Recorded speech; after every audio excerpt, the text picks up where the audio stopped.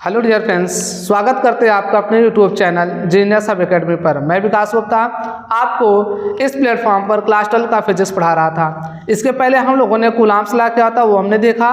Coulomb's law in vector form में हमने भी देखा Coulomb's law in vector form क्या होता है, सदिश के रूप में कूलम्ब क्या होता है, कूलम्ब बल। आज जो हमने टॉपिक कवर करना वो टॉपिक है प्रिंसिपल ऑफ सुपरपोजिशन थ्योरम, जिसे हिंदी में कहते हैं अध्यारोपण का सिद्धांत। और ये थ्योरम बड़ा इंपॉर्टेंट थ्योरम है, क्योंकि बिना इस थ्योरम के आप ऐसे क्वेश्चंस को नहीं कर पाएंगे जहां पर दो चार्जेस, किसी एक चार्ज के ऊपर दो चार्जेस फोर्स लगा रहे हो। मतलब एक आवेश के ऊपर यदि अन्य कोई आवेश बल लगा रहे हैं और उस पर अगर हमें ये देखना हो कि इस पर पूरा कुल परिणामी बल कितना है, तो बिना अध्यारोपण का सिद्धांत पढ़े हुए आप इस बात को लिख नहीं सकते, मतलब इस बात को समझ नहीं सकते बिना अध्यारोपण सिद्धांत के अनुसार। जब आप अध्यारोपण का सिद्धांत जान जाएंगे तब आपको और आसानी होगी ऐसे न्यूमेरिकल को करने में। तो चलिए स्टार्ट करते हैं और देखते हैं कि क्या होता है अध्यारोपण का सिद्धांत। बात करते हैं, जैसे मान लीजिए हमारे पास एक कोई आवेश है Q नॉट, मान लेते Q कोई चार्ज है हमारे पास। अब हमने देखा ये Q आवेश है, यहाँ पर बहुत सारे इसके आसपास Q1 आवेश, यहाँ पे बहुत सारे आवेश रखे होंगे Q1, Q2, Q3, Q4, Q5 और Q6। ऐसे बहुत सारे चार्जेस इसके आसपास रखे गए हैं। देखिए मैं पहले बता दे रहा हूँ, अध्यारोपण का जो सिद्धांत है वह किसके लिए लागू होता है, तो सिस्टम ऑफ चार्जेस के लिए अध्यारोपण का सिद्धांत लागू होता। हम अध्यारोपण का सिद्धांत कहाँ लगाएंगे, जहाँ पर सिस्टम ऑफ चार्जेस होंगे। सिस्टम ऑफ चार्जेस को हिंदी में हम लोग कहते हैं आवेशों का निकाय। क्या कहते हैं, आवेशों का निकाय। आवेशों का निकाय, निकाय मतलब होता है आपका समूह। निकाय मतलब क्या होता है, समूह, जैसे हम कहें ग्रुप। ठीक है, तो जहां पर आवेशों का समूह हो, ग्रुप हो, वहां पर हम किसको लगाते हैं, अध्यारोपण का सिद्धांत लगाते हैं। मान लेते हैं हमारे पास ये आवेशों का निकाय है, इसमें बहुत सारे आवेश रखे गए हैं और आपको पता है कोई भी आवेश अगर कहीं पे रखा गया तो वो दूसरे आवेश के ऊपर क्या लगाता है, एक बल लगाता है, फोर्स लगाता है। अब मानते हैं Q5 है, इसके ऊपर एक फोर्स लगाएगा, इनको मिलाने वाली रेखा के अनुदिश में, तो डायरेक्शन अगर ये पॉजिटिव तो फोर्स की डायरेक्शन इधर हो जाएगी, क्योंकि क्या करेंगे एक दूसरे को प्रतिकर्षित। तो यहाँ पर फोर्स कौन सा लगेगा, किसके द्वारा लग रहा है, 5 के द्वारा। क्लियर है बात। ऐसे मान लो ये Q3, अगर मैं पूरा परिणामी बल किसके ऊपर देख रहा हूँ, Q आवेश के ऊपर। किसके ऊपर देख रहे हैं, Q आवेश के ऊपर। तो हमने देखा ये Q3 भी Q आवेश के ऊपर लगाएगा फोर्स। अगर ये इसके ऊपर लगाएगा तो ये भी पॉजिटिव, ये भी पॉजिटिव, दिशा कहाँ होगी, इस तरह। तो क्या आ जाएगा फोर्स, F3। ऐसे Q4 भी इसके ऊपर फोर्स लगाएगा, किस डायरेक्शन में, इस डायरेक्शन में, क्या हो जाएगा, F4। Q1 भी इसको फोर्स लगाएगा, किस डायरेक्शन में, इस डायरेक्शन में, तो क्या हो जाएगा ये F1। क्या हो जाएगा, F1। सिमिलरली ये जो चार्ज Q है ये भी इसके ऊपर फोर्स लगाएगा, किस डायरेक्शन में, इस डायरेक्शन में, क्या हो जाएगा, F2। क्लियर है बात। तो हमने देखा एक सिस्टम ऑफ चार्जेस में आवेशों के निकाय में यदि हम किसी एक आवेश पर बल देखें तो वो एक आवेश पर बल क्या लग रहा है, अन्य आवेशों के द्वारा बल लगाया जा रहा। क्लियर है बात, किसके द्वारा, अन्य आवेशों के द्वारा इस पर बल लगाया जा रहा। अगर मैं आपसे कहूं क्या कि Q आवेश पर लगने वाला कुल बल कितना होगा, तो कुल बल F बराबर क्या हो जाएगा, आप कहोगे सर F1 लगा रहा तो F1 ले लो, प्लस कौन लगा रहा फिर F2, ऐसे क्या आ जाएगा, plus F3 plus F4 plus F5 और plus F6। F1 plus F2 plus F3 plus F5 plus F1 plus F2 plus F3 plus F4 plus F5 plus F6। तो क्या मैं कह सकता हूँ इस Q आवेश के ऊपर लगने वाला बल यही होगा सारा। चूंकि सदिश आपका जो फोर्स है वो कैसी राशि है, वेक्टर क्वांटिटी, सदिश राशि है, तो जो आप इसका योग करोगे, जो इनका सम करोगे वो कैसा करोगे, सदिश योग। ये कोई अदिश योग नहीं है, क्या है, सदिश योग है। क्या है ये, सदिश योग है। और सदिश योग कैसे किया जाता है, दो वेक्टरों का हमने आपको बता रखा है। फार्मूला क्या होता है, √a² + b² + 2ab cos। ये वेक्टर में आपको अच्छे से पढ़ाया जाता है। तो हम कह सकते हैं यदि हमारे पास कई आवेशों का निकाय हो, यदि हमारे पास क्या है, आवेशों का निकाय है, तो किसी एक आवेश पर लगने वाला कुल परिणामी बल अन्य आवेशों के द्वारा लगाए गए अलग अलग बलों के सदिश योग के बराबर होता। अध्यारोपण सिद्धांत फिर से बता रहा हूं, देखो भाई हमने क्या कहा, इस क्यू आवेश पर चेक करो कि कितना परिणामी बल लग रहा है। इस क्यू आवेश पर कौन लगाएगा, ये लगाएगा, ये लगाएगा, ये मतलब जितने आवेश है सब बल लगाएंगे। तो अध्यारोपण का सिद्धांत क्या होता है, आवेशों के निकाय के लिए लागू होता है। तो हम क्या कहेंगे, अध्यारोपण सिद्धांत क्या कहता है कि यदि हमारे पास क्या हो, बहुत आवेशों के, या हम कह सकते हैं कि हमारे पास आवेशों का निकाय हो, उस आवेशों के निकाय में किसी एक आवेश पर अन्य आवेशों के द्वारा लगाए गए अलग अलग बलों का यदि हम सदिश योग कर दे तो उस आवेश पर लगने वाला कुल परिणामी बल प्राप्त होता है। और इस तरीके से जो कुल परिणामी बल प्राप्त होता है, इसी नियम को हम क्या कहते हैं, अध्यारोपण का सिद्धांत कहते हैं। क्लियर है बात। मान लो ऐसे ही अगर n चार्ज होते, कितने चार्ज होते, n चार्ज होते, तो लगने वाला जो फोर्स है F, टोटल फोर्स क्या हो जाता, F1 plus F2 plus F3 plus F4 plus dot dot dot plus Fn। Clear है बात यहाँ पे या नहीं, समझ में आई बात है। तो ये क्या हो गया, अध्यारोपण का सिद्धांत। याद रखना, जहां भी दो या दो से अधिक चार्ज हुए, दो से अधिक चार्ज, दो या दो से अधिक नहीं, जहां दो से अधिक चार्ज हुए वहां पर कौन सा नियम लगाएंगे आप, अध्यारोपण का सिद्धांत लगाएंगे। क्योंकि दो से जैसे ही अधिक चार्ज होता है तो क्या हो जाता है, वो सिस्टम ऑफ चार्जेस हो जाते हैं, आवेशों का निकाय। क्लियर है बात यहाँ पे। तो इस तरीके से हम लगाएंगे, आप इसको नोट करिए। इसके बाद हम लोग क्वेश्चन को प्रैक्टिस करेंगे, तब तक आप इसका स्क्रीनशॉट लीजिए या फिर इसे नोट करिए। आई होप आप लोगों ने नोट कर लिया होगा। देखिए हमारे पास एक क्वेश्चन है, और ये जो हमारा क्वेश्चन है ये कूलाम के नियम का सदिश रूप का क्वेश्चन है, जो कि बड़ा अच्छा ही क्वेश्चन है। इस क्वेश्चन में क्या करा, जरा आप लोग देखिएगा। कह रहा है दो बिंदु आवेश Q1 व Q2 जिन पर आवेश क्रमशः 5 माइक्रोकूलाम व 3 माइक्रोकूलाम है, जो स्थिति 1 मीटर, 3 मीटर, 2 मीटर व 3 मीटर, 5 मीटर, 1 मीटर पर स्थित है, तब कूलाम के सदिश नियम का प्रयोग करके बल F12 व F21 ज्ञात कीजिए। क्लियर है बात। देखो ध्यान से, कोई भी अगर मैं बात करूं, अगर कोई भी आवेश की मैं बात करूं, तो जहां कहीं भी रखे गए होंगे दोनों आवेश, जहां कहीं भी रखे गए कोई ना कोई इनका पोजीशन होगा, स्थिति होगा। भाई स्पेस में कहीं भी रखे जाएंगे तो एक पोजीशन होगा कि नहीं, हाँ ये आवेश यहाँ पर रखा गया। जैसे प्रेजेंट टाइम पे अभी मैं यहाँ पर हूँ, तो भैया मेरे यहाँ कोई पोजीशन है कि नहीं इस कमरे में, पीछे वाले से 1 मीटर, आगे वाले दीवार से 4 मीटर, बगल वाले दीवार से 3 मीटर, मेरी कोई पोजीशन होगी कि नहीं फिक्स। तो वैसे जो आवेश है, ये जो आवेश होते हैं बिंदु आवेश, इनकी भी कोई ना कोई क्या होती है, पोजीशन होती है। मान लिया हमने ये Q1 आवेश और ये आवेश क्या है Q2, जैसे Q1 आवेश और ये आपका क्या है।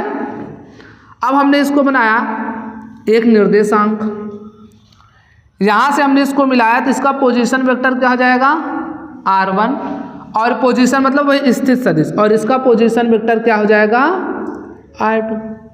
क्लियर है बात यहाँ पे। अब जरा ध्यान से समझना, जब Q1 Q2 के ऊपर फोर्स लगाएगा तो किस दिशा में लगाएगा, जरा देखना, इस दिशा में लगेगा कि नहीं लगेगा।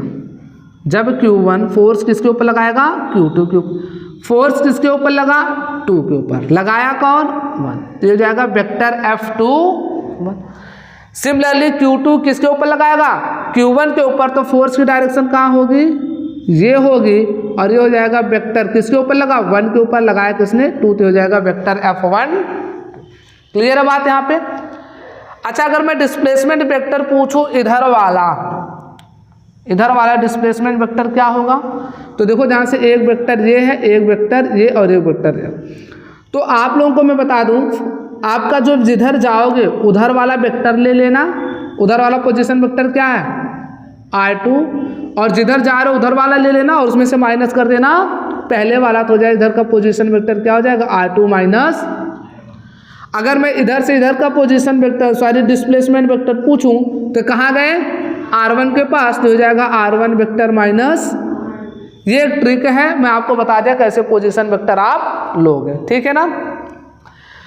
अब देखो हमें वेक्टर F21 बताना। मैंने आपको बताया था कूलाम के नियम में जब सदिश का हम प्रयोग करते हैं तो पोजीशन वेक्टर या डिस्प्लेसमेंट वेक्टर भी, हमने फार्मूला पढ़ाया था कि नहीं आपको, F12 वाला पढ़ाया ना, कूलाम का नियम इन सदिश रूप में। तो जरा हम इसके ऊपर फोर्स निकालेंगे। सबसे पहले कौन सा फोर्स निकालेंगे, ध्यान से देखना। सबसे पहले हम F21 निकाल रहे हैं।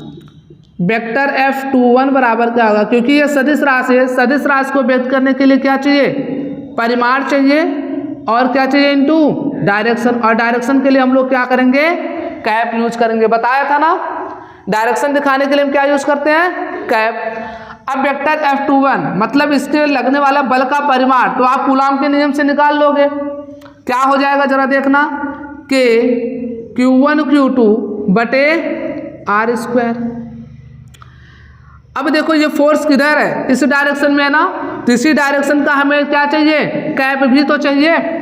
अब इस डायरेक्शन में आपका बल है और इसी डायरेक्शन में आपकी देखो डिस्प्लेसमेंट भी है कि नहीं, इधर वाले डिस्प्लेसमेंट क्या, R2 माइनस, ये किधर की है, इधर की R2 माइनस R1, तो इसकी जगह लिख देंगे क्या, R2 vector minus R1 vector का कैप। क्लियर है बात यहाँ पे। अभी हो जाएगा सिमिलरली के Q1 Q2 अपान, ये भी आपका क्या है, इन दोनों के बीच का डिस्टेंस है, जो कि किससे रिप्रेजेंट करेंगे, डिस्प्लेसमेंट से। तो ये कितना हो जाएगा आपका, R2 vector minus R1 vector के माड का होल स्क्वायर। और जब इसको तोड़ेंगे तो क्या हो जाता, R2 vector minus R1 vector बटे माड ऑफ R2 माइनस। ये पढ़ाया गया कि नहीं पढ़ाया गया आपको, कोई दिक्कत वाली बात है। अच्छा चलो आगे बात करते हैं। इनके बीच की दूरी दे रखी है, क्या दूरी दे रखी है इनके बीच की। चलो पहले हम R2 माइनस R1 निकाल लेते हैं अभी आराम से। देखो R1 कितना दे रखा है, देखो अब पहला कूलाम क्या है, R1 किसके लिए, Q1 के लिए है ना, और Q1 की जो पोजीशन है वो क्या है, ये है। तो हम क्या लिखेंगे, x डायरेक्शन में कितना मीटर है, 1 मीटर, और x डायरेक्शन में दिशा बताने के लिए हम लोग क्या यूज करते हैं, आई कैप यूज करते हैं ना। तो आई का गुणा 1 में करो तो क्या हो जाएगा, आई कैप। ये क्या है, जे कैप, और जे कैप में कितना है, 3 मीटर, तो हम कहेंगे 3J कैप, और प्लस 2K। समझ में आई बात। R2 वेक्टर कितना हो जाएगा, R2 वेक्टर हो जाएगा आपका कहता है 3। अब आप लोग फटाफट बोलिएगा, 3K cap, 3I cap plus 5J cap plus 1K cap, या 1 को हटा दो, क्या हो जाएगा, आपको चाहिए क्या, R2 माइनस, तो यहां से हम माइनस करेंगे तो हो जाएगा R2 vector minus R1 vector. R2 में से R1 को माइनस करो तो 3I में से 1I जाएगा, कितना बचेगा, 2I, प्लस 5 में से 3 घटाओ कितना बचेगा, 2J, और प्लस K में से 2K घटाओगे तो बचेगा माइनस 1 है। क्लियर है बात। अब इसका अगर हम परिमाण निकालें, माड of R2 vector minus R1 vector, तो क्या हो जाएगा, अंडर रूट जो भी इसके कॉफिशिएंट है उसका क्या करोगे, स्क्वायर, तो 2 का स्क्वायर प्लस 2 का स्क्वायर और प्लस यहाँ कितना, -1 का स्क्वायर, तो हो जाएगा कितना, 2 का स्क्वायर 4 प्लस 4 -1 का स्क्वायर 1, तो कितना आ जाएगा 4 4 8 9, 9 का स्क्वायर रूट लो कितना हो जाएगा 3, तो आ गया R2 vector minus R1 vector माड। क्लियर है बात यहाँ पे। अब ये सारी वैल्यू उठा करके हम यहाँ पर पुट कर देंगे। तो देखो K का मान कितना होता है, 9 × 10 की घात 9। Q1 का मान कितना है, 5 माइक्रो कूलाम, तो लिखेंगे 5 × 10 की घात -6। Q2 का मान है 3 माइक्रो कूलाम, तो लिखेंगे 3 × 10 की घात -6 बटे R2 माइनस R1 कितना आया, 3, और 3 का स्क्वायर करेंगे तो कितना हो जाएगा 9। क्लियर है बात यहाँ पे। Into R2 minus R1 vector कितना आया आपका, 2I cap plus 2J cap और माइनस K कैप। क्लियर है बात यहाँ पे। बटे mod of R2 minus R1, तो कितना हो जाएगा ये 3। तो यहाँ से देखो कितना हो जाएगा, 9 से 9 कैंसिल और यहाँ 3 से 3 कैंसिल, तो कितना बचा आपका 5 इंटू 10 की पावर 12, 6 6 12 माइनस का 12, 12 में से 9 गए माइनस का 3 into 2I cap plus 2J cap minus, अब 5 का गुणा अगर उसमें कर दो तो कितना हो जाएगा 10I cap plus 10 10J cap और माइनस 5k कैप इंटू 10 की पावर -3 न्यूटन। ये कौन सा आ गया? F2। क्लियर बात यहाँ पे? समझ में बात आ गई? देखो अगर हमें दोनों बल निकालने के बोले F21 और, लेकिन मैंने अगर आपको याद हो एक बात बताई है कि जब भी दो चीज़ों के बीच अगर हम बल देखते हैं, दो आवेशों के बीच बल, तो जो F12 है वो किसके बराबर होता है? -F2। बोला है कि नहीं बोला है? आप चाहे निकाल कर भी देख सकते हैं, लेकिन मैं यहाँ से डायरेक्ट कर रहा हूँ। तो अगर मैं कह सकता अगर F21 ये बराबर आया है, तो यहाँ से हम कह सकते हैं F21 बराबर कितना? F12 बराबर क्या हो जाएगा? वेक्टर F12 बराबर आ जाएगा माइनस वेक्टर F21। तो यहाँ लगा दो माइनस बराबर माइनस F21 लिख दो, कितना हो जाएगा? 10i cap plus 10j cap minus 5k cap into 10 की पावर -3 न्यूटन। ठीक है ना? उसके बाद क्या होगा? इसमें माइनस से क्या करेंगे? मल्टीप्लाई कर देंगे अंदर की तरफ, तो हो जाएगा -10i cap minus 10j cap plus 5k cap और इंटू 10 की पावर -3 न्यूटन। ये आपका क्या आ जाएगा? Vector F12। क्लियर है बात यहाँ पे? तो इस तरीके से इस क्वेश्चन का हमने देख लिया, आंसर क्या आया। आई होप आप लोगों को समझ में आया होगा। और ये जो क्वेश्चन बेस्ड था वो किसके ऊपर? Coulomb's law in vector form. इस तरीके से अगर कहीं क्वेश्चन देगा तो आप आसानी से निकाल सकते हैं विथ डायग्राम के साथ। क्लियर है बात यहाँ पे? तो इसे आप नोट कीजिए या स्क्रीनशॉट लीजिए, फिर बढ़ते हैं अगले क्वेश्चन की तरफ।